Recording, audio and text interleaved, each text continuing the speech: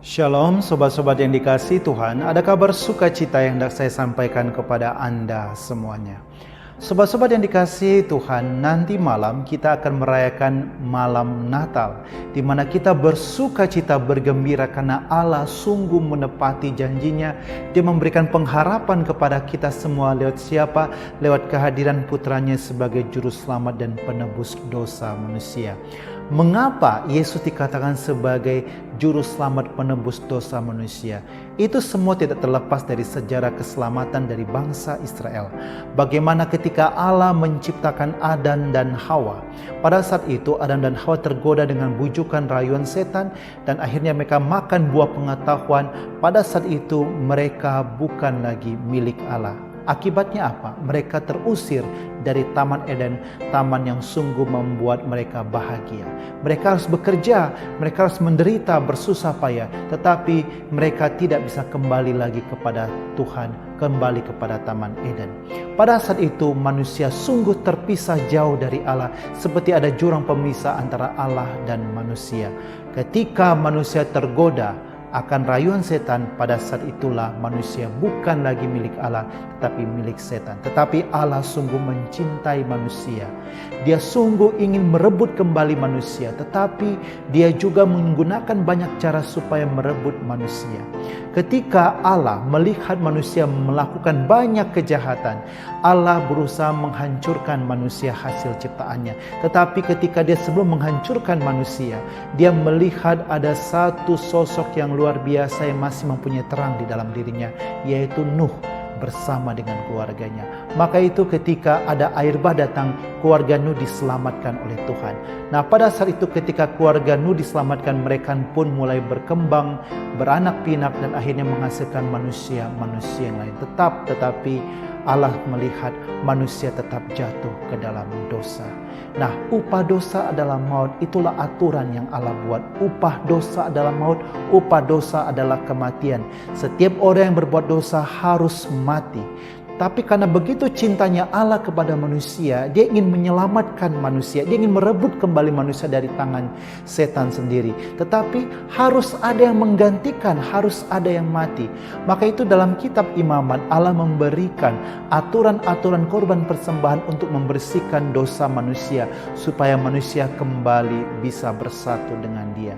Ada 5 korban yang diberikan oleh Allah kepada bangsa Israel untuk dilakukan. Yang pertama adalah korban bakar, korban sajian, korban keselamatan, korban penebus salah, korban penghapus dosa.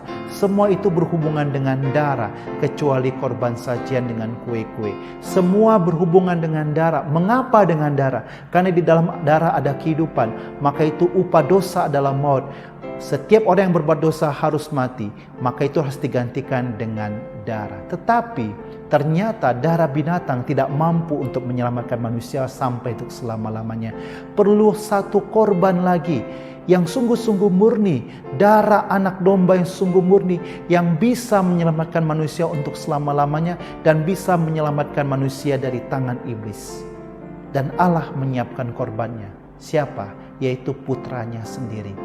Allah rela memberikan putranya. Allah adalah roh. Ketika Allah ingin menyelamatkan manusia, roh yang satu dan sama keluar dalam diri Allah dan masuk dalam dunia yang fana, dunia yang kelihatan. Roh tidak kelihatan, roh tidak punya daging, roh tidak punya wujud. Tetapi untuk menyelamatkan manusia yang fana, yang kelihatan, harus kelihatan. Allah harus kelihatan, harus mengambil daging. Maka itu dia meminta izin kepada makhluk ciptanya, yaitu Bunda Maria, untuk membangun rumah kediaman dalam rahim Bunda Maria, untuk menempatkan putranya ke dalam rahim Bunda Maria.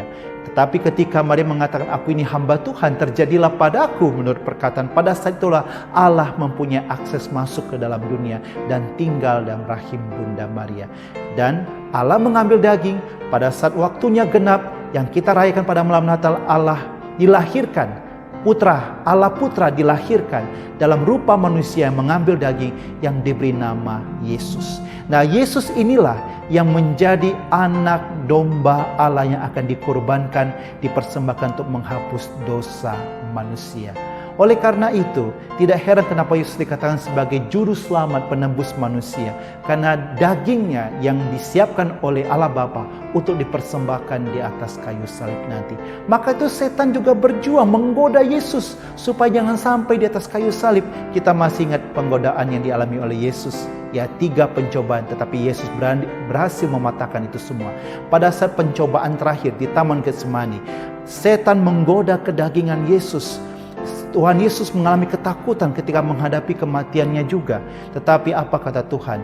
Ya, biarlah cawan ini berlalu daripadaku. Berarti kedagingan dia berbicara. Tapi biarlah kehendakmu yang jadi, bukanlah kehendakku yang jadi.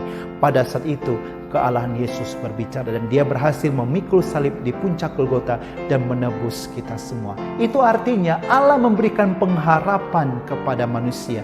Allah memberikan terang kepada manusia. Dia sedih melihat manusia terpisah daripadanya, tinggal dan kegelapan. Allah juga mencari cara bagaimana untuk bisa merebut manusia kembali dari tangan setan. Dan akhirnya Allah sendiri menyiapkan korbannya, yaitu putranya, untuk menebus manusia. Itu artinya Yesus yang menggantikan posisi kita, yang menerima tula, yang menerima sakit penyakit, yang menerima segala kesakitan ditimpakan kepada anak domba ini. Supaya apa? Supaya kita selamat dan bersatu kembali dengan Tuhan Allah Bapa di surga.